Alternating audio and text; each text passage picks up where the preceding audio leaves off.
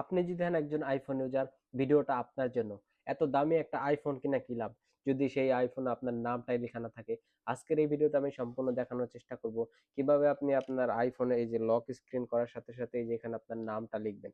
তো কথা না বাড়িয়ে চলুন ভিডিওটা শুরু করা যাক। লেখার জন্য জাস্ট এখান থেকে আপনি সেটিংসটা ওপেন করবেন।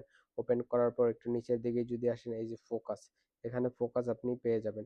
ফোকাসে আসার পরে এই যে জাস্ট এইখানে প্লাস আইকন ক্লিক করবেন।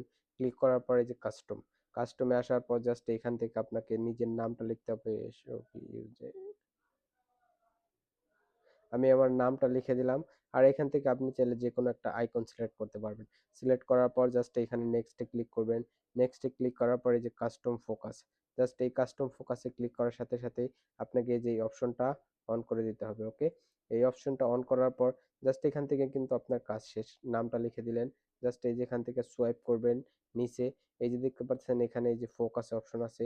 ফোকাস অপশনে আসার পর জাস্ট আপনি যদি যেখানে ক্লিক করেন, ক্লিক করার সাথে সাথেই কিন্তু এখন আপনার এই যে এই নামটা, যদি আপনি স্ক্রিন লক করেন, যদি আপনি এই যে স্ক্রিনটা লক করেন, দেখতে পারতেছেন এই যে এখানে কিন্তু আপনার নামটা লেখা আসতেছে।